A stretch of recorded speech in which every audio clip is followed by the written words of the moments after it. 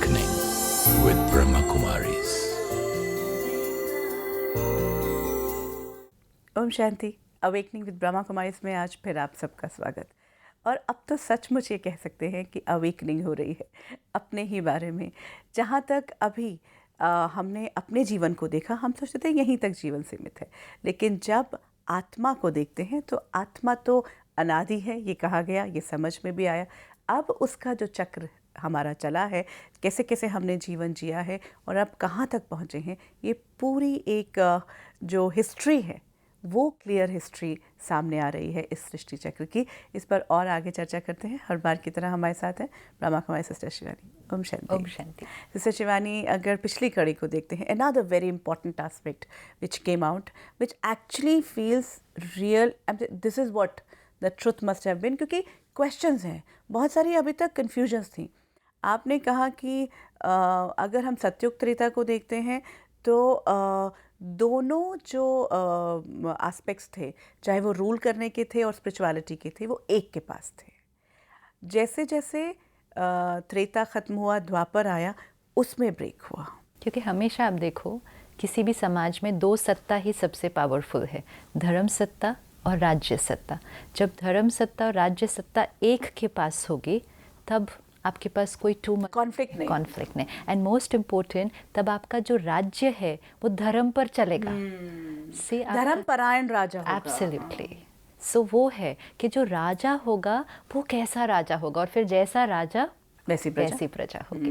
लेकिन द्वापर युग से धर्म सत्ता और राज्य सत्ता दो अलग अलग हाथों में चले। इसीलिए बार बार राजगुरु, धर्मगुरु, उनकी इतनी ज़रूरत पड़ी हर राजा को। यस, लेकिन सत्युग और त्रेता युग में नहीं ज़रूरत थी, क्योंकि सत्युग और त्रेता युग में जो राजा था उसकी अपना जीवन ही धर्म पर चलता था। क्योंकि धर्म यहाँ basically the soul was complete. See, धर्म उस समय ये नहीं था कि it's not any religion which we look at today. धर्म मीन्स आत्मा का धर्म। सी, आज भी हम कहते हैं स्वधर्म। स्व का धर्म क्या है? स्व का धर्म है पवित्रता, शांति, प्यार। वो स्व के धर्म में उस पवित्रता की शक्ति, सी द्वापर युग से क्या आया? पवित्रता की शक्ति कुछ और आत्माओं के पास थी और राज्य की शक्ति दूसरी आत्मा के पास थी। लेकिन सत्युग में राजा के पास ही पवित्रता की भी शक्ति थी। तो यही अभी हम बात ये कर रहे हैं कि वही आत्माएं सत्युग त्रेता से होते होते द्वापर में आई। तो अब हमने कहा कि कुछ कमी होती गई, क्योंकि अब धीरे धीरे कमज़ोर थोड़ी हुई, कमियां आई थोड़ी सी।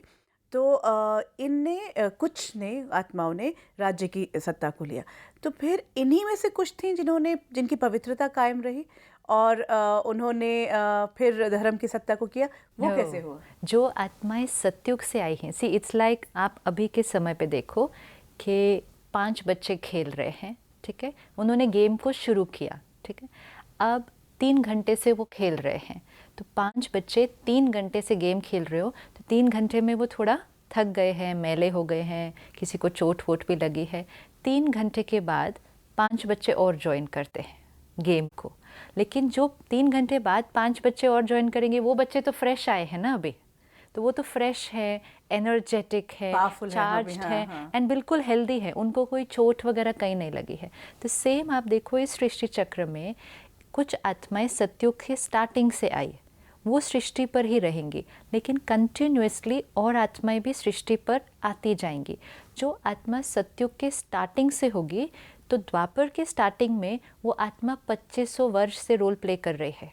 1250 वर्ष सत्युग, 1250 वर्ष त्रेता युग। सो 2500 ईयर्स से जो आत्मा सत्युग के स्टार्टिंग में आई, it's been playing its role.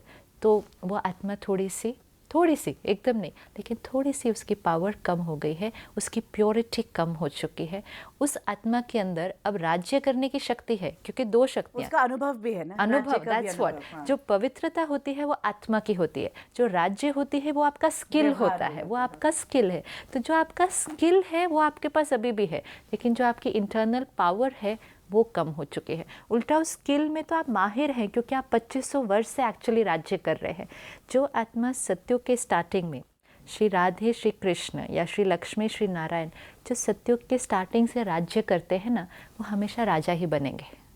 उनके अंदर राज्य करने का संस्कार है। जब आज हम देखते हैं कि जो संस्कार आपके पास होगा वही संस्कार आप कैरी फॉरवर्ड करते हो, उस आत्मा के अंदर राज्य करने का संस्कार है, पवित्रता की भी शक्ति है और कर्मों का फल है। से सत्युग में आपने जो कर्म किया उसी के साथ आप आगे कैरी फॉरवर्ड करोगे तो वो आगे राजा ही बनते जाएंगे, राजा बनते जाएंगे। द्वापर युग में आकर भी वो राजा ही बनेंगे, लेकिन द्वापर युग तक आते आते आत्मा की पवित्रता की शक्ति कम हो जाएगी। अब ऐसे समय पर परम धाम से कुछ आत्माएं सृष्टि पर आएंगी, एकदम क्लीन, फ्रेश, परफेक्ट, प्योर। मतलब वो बच्चे जो गेम को अब ज्वाइन कर रहे हैं और ये वो बच्चे जो गेम को बहुत समय से खेल रहे हैं। हम सब बच्चे हैं परमात्मा के, आत्मा भाई भाई है हम सारे, हम सब परम धाम से आए। पिता नहीं आया अभी तक। अच्छा, द्वापर तक भी नहीं आया है? द्वापर तक भी नहीं आया, बच्चे आए हैं। अब कौन से बच्चे आए? सन्यासी आए, जगत गुरु आए, मोहम्मद आए, जीसस क्राइस्ट आए, गौतम बुद्ध आए, महावीर आए। ये सब कौन से बच्चे थे परमात्मा के? ये परमात्मा के वो बच्चे थे जिनके अंदर पवित्रता की शक्ति थी। वो अभी आए एकदम परम धाम में जो भी है उसके पास पवित्रता की, साइलेंस की, शांति की शक्ति है, लेकिन हर आत्मा का अलग अलग रोल है। प्योरिटी की पावर भी सबकी कांस्टेंट नहीं होगी, नहीं तो द्वापर में जितने आएंगे वो सब एक जैसे नहीं होंगे। जैसे गौतम बुद्ध है, जीसस क्राइस्ट है, महावीर है, कुछ ही हैं ऐसे नहीं कि द्वापर युग में सारी पॉपुलेशन जो ऐड हुई उनके अंदर वो पवित्रता की शक्ति है। पवित्रता की शक्ति के साथ साथ इन आत्माओं के अंदर धर्म स्थापन करने की शक्ति है। आपके अंदर सिर्फ प्योरिटी की शक्ति नहीं, स्थापना करने की शक्ति। इन हर एक आत्मा ने एक धर्म स्थापन किया है। इनके अंदर वो शक्ति थी कि इनके शब्दों की, इनकी प्योरिटी का इम्पैक्ट मासेस पे पड़ रहा था। जितने मासेस पे पड़ रहा था उनकी ये पालना भी करते थे। जो भी धर्म स्थापक आता है वो दो काम करता है, धर्म की स्थापना भी करते हैं, धर्म की पालना भी करते हैं। जो जैसे राजा करता था, राजा राज्य की पालना करता है, अब ये धर्म की पालना करते हैं। तो वही पालना का संस्कार भी स्पेशल जो स्ट्रॉन्ग सोल्स है उनके अंदर है, प्योरिटी की भी शक्ति और पालना का संस्कार। लेकिन सिर्फ ये हुआ, अब राज्य करने की शक्ति कुछ और आत्माओं के पास है और प्योरिटी की शक्ति इन आत्माओं के पास है। तो द्वापर युग में हम देखें, जैसे जो सबसे पहला मंदिर बना वो सोमनाथ का मंदिर था। सोमनाथ का मंदिर राजा विक्रमादित्य ने बनाया। अगर अब इस जर्नी को थोड़ा सा साक्षी होकर देखें, किस आत्मा ने सोमनाथ का मंदिर बनाया होगा? जिस आत्मा के अंदर स्मृति थी कि मेरा पिता कैसा है, एक शिव निराकार पॉइंट ऑफ लाइट। उसने जब समाज में दुख आया, विकार आए, परमात्मा को याद किया, परमात्मा को याद किया, परमात्मा की जो स्मृति थी उसने वो मंदिर बनाया। तो ये जो राजा विक्रमादित्य जिसने सोमनाथ का पहला मंदिर या शिव का जो पहला मंदिर बनाया, ये सत्युग त्रेता में भी राजा थे। सत्युग त्रेता युग में ये राजा थे, द्वापर युग में भी ये राजा हैं। इन्होंने भक्ति शुरू की या परमात्मा का पहला मंदिर बनाया और साथ साथ ये पवित्र आत्माएं सृष्टि पर आती गई। सो दो चीज़ें इकट्ठी शुरू होने लगी, रूलिंग पावर, मंदिर। यस, मंदिर भी बने, उसकी मंदिर याद भी बने, रिलीजन रिलीजन बन रहा है ना एक्चुअली, और साथ साथ प्योरिटी की पावर। लेकिन ये दो अलग आत्माओं के पास चली गई। और जो था, जिसके पास रूलिंग पावर थी, उसकी जो प्योरिटी की पावर थी वो कम हो रही थी। ये बहुत इम्पोर्टेंट है कि राजाओं की प्योरिटी की पावर कम हो रही थी। एंड मोस्ट इम्पोर्टेंट, ये राजा कौन थे? ये वो राजा थे जो कुछ समय पहले देवी देवताएं थे। ये वही आत्मा है जिसकी दिव्यता थोड़ी कम हो चुकी है, और इसलिए आकर फिर इन राजाओं ने धीरे धीरे जो मंदिर भी बनाए उनमें फिर देवी देवताओं को भी कैसा दिखाना शुरू कर दिया। लेकिन देवी देवताएं ऐसे नहीं थे जब सतयुग और त्रेता युग में थे। So this is very important. वो देवी देवता परफेक्ट सोल द्वापर युग तक पहुँचते पहुँचते वही सोल की प्योरिटी थोड़ी कम हो चुकी है। तो तभी संन्यास मार्ग की भी बात की गई। Absolutely. कि अगर इम्प्योरिटी है, अगर एक प्योर सोल आ रही है, एक कोई और खिलाड़ी ऐसा आ रहा है जो अपनी बात को साबित करेगा, तो वो खेल के नए रूल्स भी तो क्रिएट करेगा। Absolutely. And most important, purity हमेशा शक्ति थी। एक चीज़ देवी देवताओं के बारे में जो हमारे अंदर बहुत सारा मिसकॉन्सेप्ट है, देवी देवताएं प्योर हैं, तो सतयुग त्रेता युग में प्योरिटी थी। There is no concept of lust Satyuga और त्रेता युग में। यहाँ तक कि परमात्मा हमें बताते हैं कि जो संतान उत्पत्ति होती है, that is also through the power of thought. It is not through a physical contact between two people. It is through the power of thought. और परमात्मा ने इतना सुंदर रीति से बताया है, क्योंकि पावर ऑफ थॉट हम आज उसको इमेजिन नहीं कर सकते कि वो क्या होगी। आज भी हम देखते हैं कि लोग अपनी संकल्प शक्ति से क्या कुछ नहीं करते। तो परमात्मा ने कहा कि वो जो राजा और रानी या जो भी हस्बैंड एंड वाइफ युगल, ये है कि वो युगल होगा, कि गृहस्थ होगा, लेकिन गृहस्थ आश्रम होगा। एक्चुअली सतयुग त्रेता युग गृहस्थ आश्रम है, कि गृहस्थ है लेकिन गृहस्थी में पवित्रता है। अच्छा, तो अब वो गृहस्थ आश्रम कोई जंगल का आश्रम नहीं है, वो राजमहल ही गृहस्थ आश्रम। हम अभी तक गृहस्थ आश्रम को याद करते हैं, क्योंकि गृहस्थ आश्रम मीन्स प्योरिटी। ठीक है, आश्रम मीन्स प्योरिटी। तो आश्रम का नाम आते ही हम सन्यास और उस तरफ चले जाते हैं। लेकिन अब हमने कभी ये नहीं सोचा कि गृहस्थी में प्योरिटी। हमने कहा गृहस्थी में तो सेक्स, लस्ट, ये सब होगा, आश्रम में प्योरिटी। लेकिन 2 युग ऐसे थे जब गृहस्थ में प्योरिटी थी, इसीलिए गृहस्थ आश्रम। तो सतयुग त्रेता युग में गृहस्थी थी, सन्यास नहीं था, लेकिन हर गृहस्थी पवित्र था, हर गृहस्थी पवित्र था। तो हर घर, चाहे राजा चाहे प्रजा, कोई भी, see basically everybody was same, everyone was same in the purity power. तो हर घर आश्रम था लेकिन गृहस्थी थे। और परमात्मा ने बताया कि दोनों को एक थॉट आएगा कि now we want to have a child, and दोनों की थॉट पावर से creation of the the new costume will happen. And उसमें भी हमें समझ में आता है कि वो जो माँ होगी उसके गर्भ में वो शरीर बनना शुरू होगा, परम धाम से आत्मा आएगी और वहाँ आ जाएगी।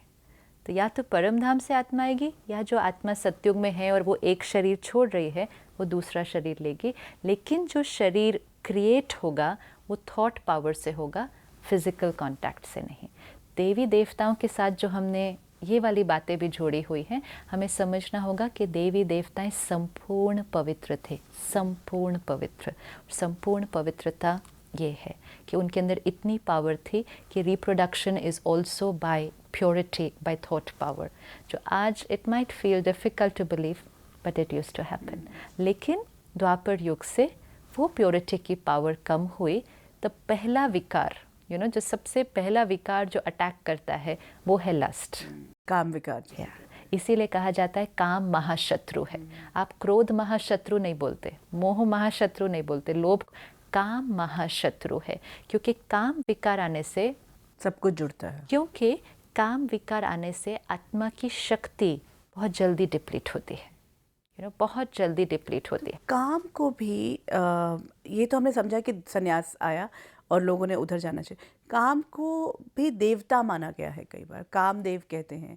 कामदेव और रति जो थे वो हस्बैंड वाइफ थे। सी एक्चुअली कैसे हुआ होगा कि जब ये काम विकार एकदम से, सी इट्स लाइक जैसे आज हम हेल्दी हैं, ठीक है, एंड सडनली से कोई एक बीमारी बहुत रैपिड तरह से फैलनी शुरू हो जाए, तो कुछ एक लोग आएंगे ना जो उस बीमारी को रोकने की कोशिश करेंगे। तो दिव्य आत्माएं जो 2500 वर्ष से प्योरिटी की जीवन जी रही थी एंड सडनली स्टार्टेड फॉलिंग, जैसे क्रिश्चियनिटी में कहते हैं कि एडम एंड ईव ने वो फोबिडन एप्पल जो खाया, तो जैसे वो फोबिडन एप्पल खाया सब गिरे, ऊपर से नीचे गिर के, पैराडाइज से नीचे। एब्सोल्युटली। तो पैराडाइज से नीचे आए when they had that फोबिडन Apple. तो वो फोबिडन एप्पल कौन सा है? वो फोबिडन एप्पल ये काम विकार है। तो जैसे काम विकार बहुत बहुत कॉमन होने लगा या व्यापक होने लग गया, और ये दिख रहा था कि इस विकार के कारण आत्मा की जो प्योरिटी है वो फास्ट गिरने लगी, और उसकी वजह से और विकार आने लगे। It didn't restrict to only one vice, क्योंकि जैसे ही इट्स लाइक आपके पास एक बीमारी है और एक बीमारी की वजह से आपका इम्यूनिटी सिस्टम क्रैश होने लगा, तो आप दूसरी बीमारियां भी आपने जल्दी कैच करनी शुरू हुई। क्रोध नहीं था, लोभ ईर्ष्या नहीं थी, लेकिन इस विकार के कारण आत्मा की इम्यूनिटी सिस्टम, सोल पावर कम होने लगी। तो इसलिए ये जो पवित्र आत्माएं आए, इन्होंने कोशिश की कि वापस इनको प्योरिटी की तरफ लेकर जाना है। लेकिन घर गृहस्थ में रहकर हस्बैंड वाइफ के बीच प्योरिटी seemed impossible, क्योंकि अब जब वो दो आत्माएं इकट्ठी होती थी, they were not able to resist the attraction। तो फिर क्या शुरू हुआ कि अगर पवित्रता चाहिए तो आपको घर छोड़कर जाना होगा। और सृष्टि पर भी तो सृष्टि को थमाने के लिए तो चाहिए ही होगा ना। लेकिन उसके लिए आपको घर छोड़कर जाना पड़ेगा। घर में रहकर, आज भी कहेंगे घर गृहस्थ में रहकर पवित्रता असंभव है। तो उस समय फिर ये सारी बातें निकली कि नारी नर्क का द्वार है। नारी नर्क का द्वार नहीं थी, काम विकार नर्क का द्वार था। नारी और नर वो तो आत्मा है, लेकिन नारी से दूर हो जाओ, फिर उसकी तरफ देखो नहीं। क्यों? क्योंकि मेरे अंदर पावर नहीं थी अपने आप को रोकने की, तो उसकी तरफ ही नहीं देखो। This is how, because this is we were trying to create purity by force, natural नहीं आ रही थी, तो उस तरफ देखो नहीं, उनसे बात नहीं करो। It is the need of the hour, absolutely. तो इसलिए उस समय संन्यास धर्म स्थापन हुआ।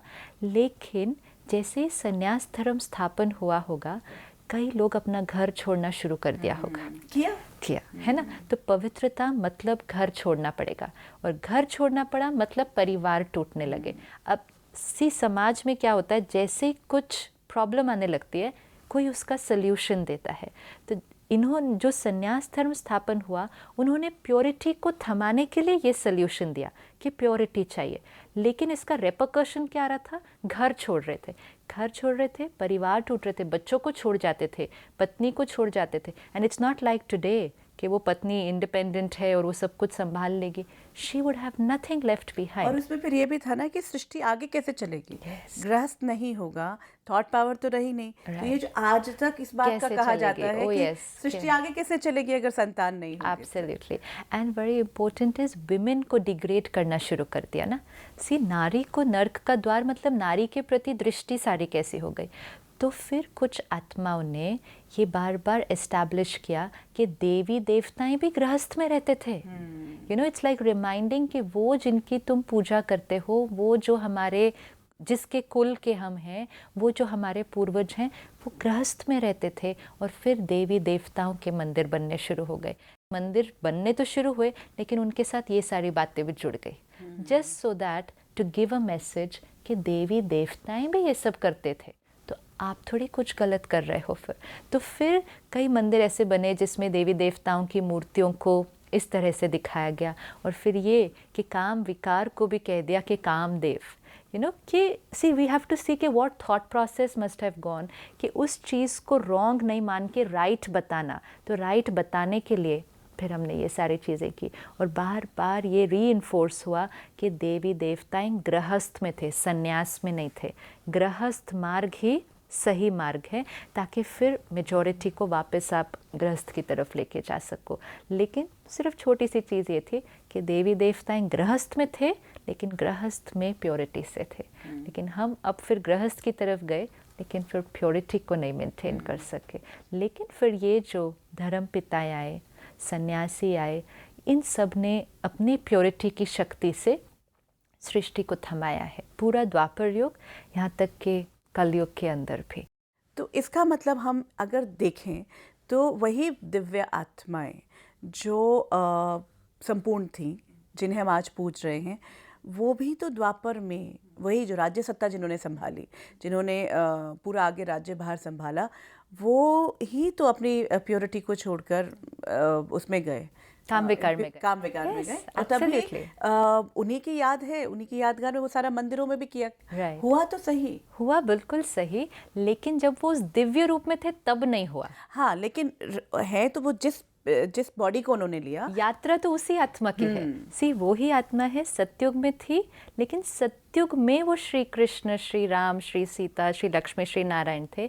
लेकिन वही आत्माएं, वही सारी दिव्य आत्माएं जब द्वापर में आई, प्योरिटी कम हुई, काम विकार में गए।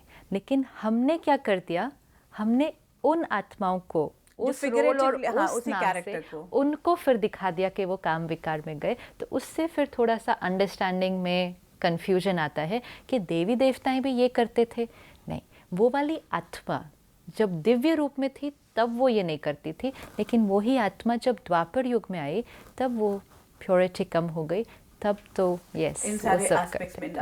अच्छा, तभी वो देवी देवताएं क्रोध भी फिर करते थे। हाँ, वो क्रोध किया उन्होंने, सारी जेलसी आई। अब हाँ, यही मैं पूछना चाहती थी कि अब जब बात आती है कि वेद और शास्त्र लिखे जाने की, उनकी आवश्यकता कहाँ पड़ी, क्यों लिखा? कहा जाता है सन्यासियों ने लिखे, जो निकल गए इस मार्ग पर, जो सन्यास मार्ग पर रहे, जो पवित्रता के उस पर रहे, उन्होंने सारा ये सब कुछ लिखा। उनका रोल ही है ना हमें दिशा देने का। ये कौन थे? वाइज सोल्स कहेंगे, प्योर सोल्स। प्योरिटी एक बहुत बड़ी शक्ति होती है। प्योरिटी के साथ साथ आपको क्लैरिटी भी बहुत आती है। आपकी यहाँ की जो एनर्जी होती है बहुत क्लीन और क्लियर होती है। जैसे आप चीज़ों को वो जैसे हैं वो आपको दिखाई देती हैं।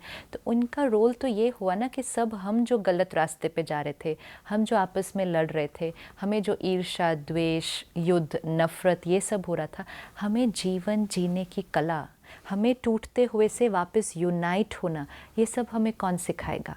तो वेद, शास्त्र, सभी एपिक्स, सब तो द्वापर युग के हैं। सारे द्वापर युग के लिखे गए हैं। सब में कैरेक्टर्स देवी देवता को लिया है, लेकिन मैसेज तो एक ही है।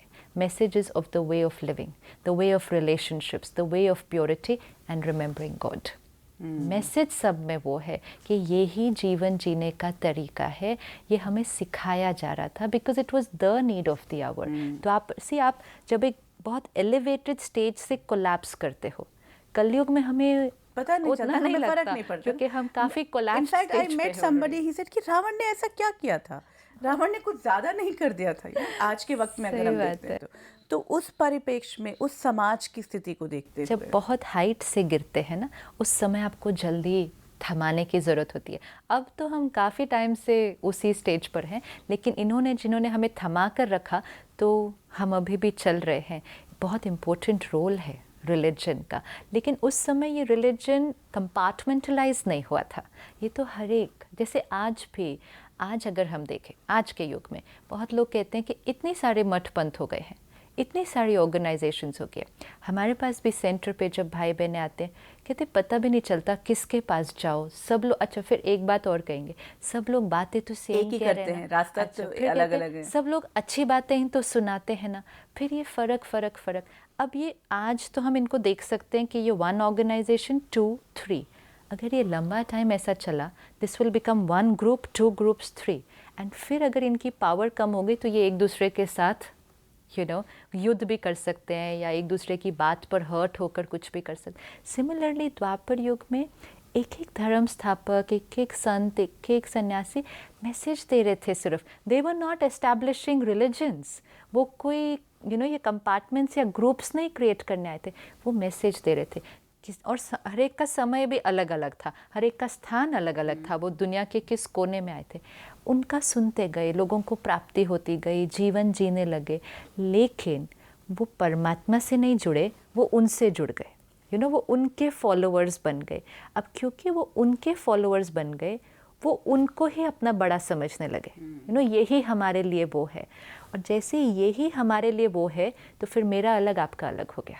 जैसे शिवानी, ये this actually needs another threadbare discussion, because इसको भी और डीप में समझने की ज़रूरत है कि हुआ क्या है, ये हिस्ट्री है क्या, ये क्योंकि एक बात जो है वो ऐसी है जो अभी तक हमने नहीं सुनी थी, लेकिन अब समझने का वक्त भी आया हुआ लगता है।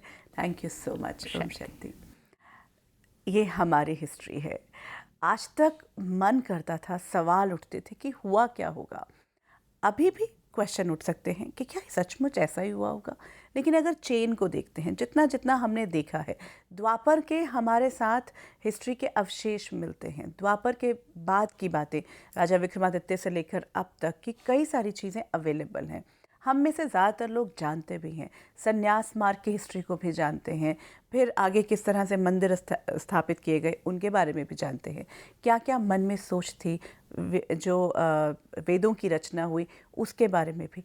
अब समझने की बात यह है किस वक्त क्या, किस समाज के हिसाब से लिखा गया, क्यों लिखा गया, और क्यों ये हिस्ट्री जो है वो इस तरह से एपिक्स के रूप में सामने आई, ये एपिक्स भी क्यों लिखे गए। ये सारी बातें हम जैसे जैसे समझते जाएंगे क्लियर होता जाएगा, पर सवाल उठ सकते हैं। कोई सवाल, कोई सजेशन है आपके पास, आपका स्वागत। आप हमें ईमेल पर या फ़ोन पर संपर्क करें। If you wish to discuss your problem or have a question to ask or want to know your nearest Raj Yoga Meditation Center, call us on 09999744555. Awakening with Brahma Kumari में आज इतना ही। आगे फिर मुलाकात करेंगे। ओम शांति। शांति